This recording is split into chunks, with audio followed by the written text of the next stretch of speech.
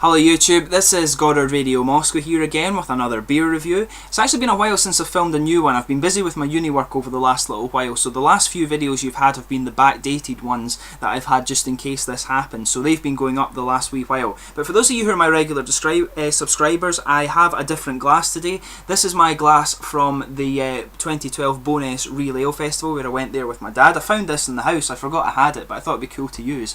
But anyway, the beer I have for you today is one of my local beers from Aberdeen, from one of my local craft breweries, the Burnside Brewery, and this is their M-PIRE beer. Now, as is usual with my beer reviews, I'll just take you through a little bit of a history of the brewery. This is another very new brewery, so it will be quite short, but there's quite a detailed explanation of their brewing process on their website. I'll put the link to that in the video description and you can have a look if you're interested. But as is usual, if you're simply interested in the tasting of this beer, then feel free just to fast forward towards the last few minutes of the video and you'll catch that particular segment. But anyway, as I mentioned, this is a very new Scottish craft brewery, only founded in 2010. They're based in a little town called Laurencekirk. Now, I always describe Scotland as looking like a monster's head, just for the benefit of those of you watching outside of Scotland. Scotland looks like a monster's head, and just to the south of the nose of the monster, if you like, you have the city of Aberdeen, the oil capital of Europe, and then just on the sort of upper lip, if you like, of the monster, you have the city of Dundee. It used to be a port city, but now it's very famous for games programming and things like that. But right in the middle of these two cities, you have the small town of Laurencekirk, where this particular beer is from. Now, but the brewers said, as I mentioned, this was only started in 2010, but they said it took them a very long time to actually get the brewery up and running, and they said it's felt like a lifetime when they were doing their training, waiting for the equipment to arrive, and basically preparing the premises for actually taking the brewing equipment and stuff like that. But their initial capacity was only 2.5 barrels, and with this they trialled their first batches of beer and waited for the first tasting. They say that this felt like another lifetime when they were doing that. But the company officially launched with 3 beers at the 24th Great Grampian Beer Festival in Aberdeen in June 2010. So this brewery is only just over 3 years old. But this particular beer, the M-PIRE, was voted as the second best beer in the festival in the People's Pint category, so it did very well in its debut. I'm quite excited to try this one. I've never had anything from this particular brewery before. But since then, they've steadily built up a network of pubs who sell their beer as guest beers on tap throughout Scotland, England and Northern Ireland, and they're currently expanding their capacity to basically meet the demand. They seem to have grown quite a little bit in just this 3-year period. But on the website, it actually gives quite a detailed description of their brewing process.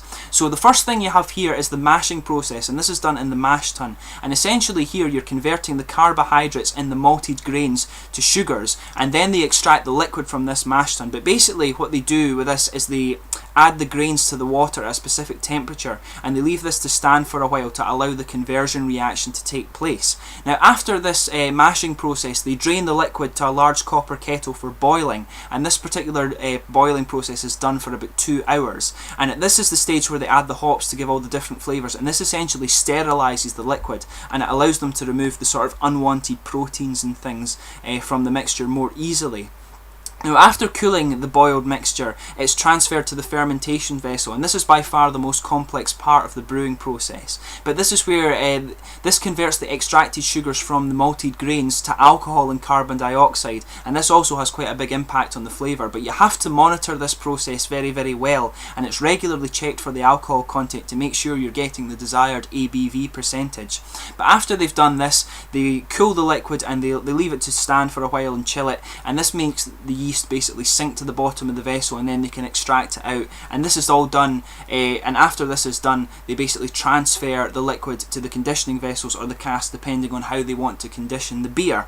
But anyway, that's taking you through their little brewing process. This beer is one of 6 regular beers that the brewery do. The other ones are the 3 Bulls, which is a bitter ale, the Wild Rhino, which is a blonde beer, the Mad Dogs, which is an IPA, and the Black Cats, which is a mild dark ale. And they also have the Golden X, which is a bitter ale, and of course they have this one, which is the M-PIRE, and this is a 5.2% amber ale, and it uses Styrian Goldings and Target hops. I'll just let you have a little look at the bottle art for this one. It's quite a modern label that's on this one. I'll just bring the camera up again, make sure you're seeing that.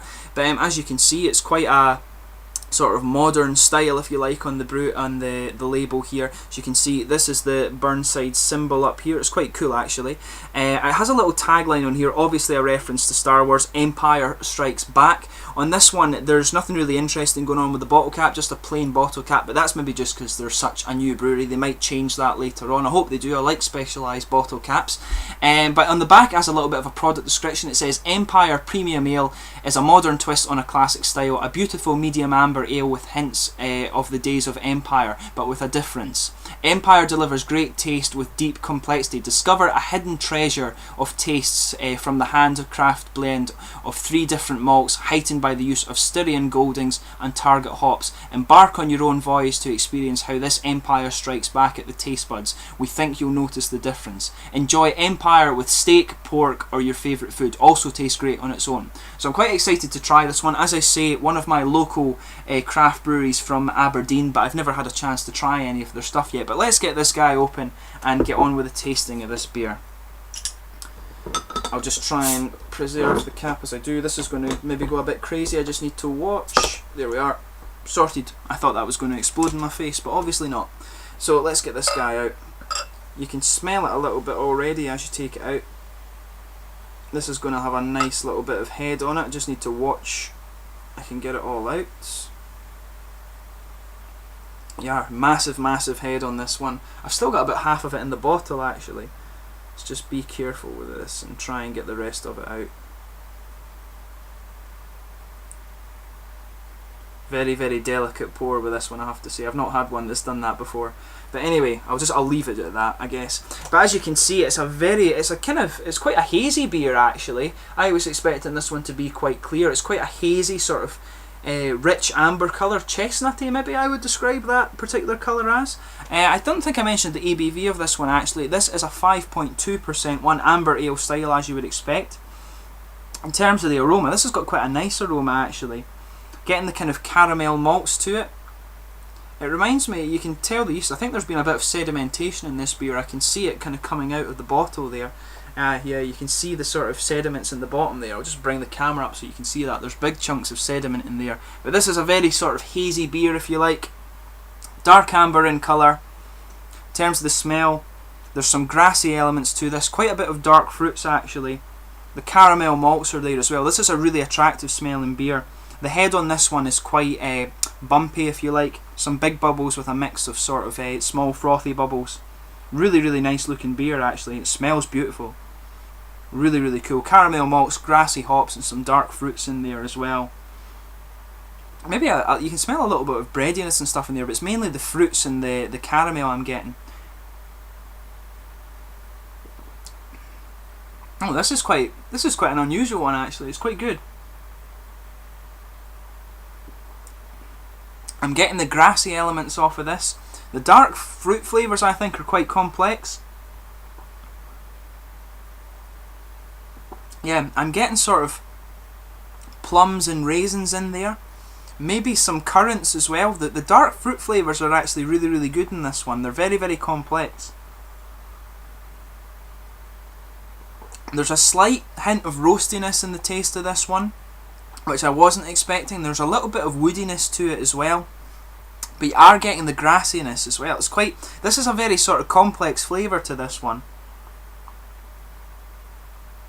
There's quite a bit of bitterness throughout it as well, and some earthy character I would say. The aftertaste of this one is quite mild, but it's mainly the dark fruits in there, but there is a sort of a kind of bitter kick to it, if you like. It doesn't last too long, but there is a sort of underlying earthy bitter character to this one in my opinion. On the tongue just now I'm getting there is that little bit of earthiness with the little bit of dark fruits on top there, but overall the flavour, yeah, there's a good bit of grassiness. The dark fruit flavours are complex, you know, plums, raisins, some currants in there maybe. As I say, there's a slight hint of roastiness in this one, and there's an underlying bitterness with maybe a little bit of woody character in it. It's a really nice beer, this one. In terms of the mouth, for the amount of flavour it's got, it's surprisingly quite thin.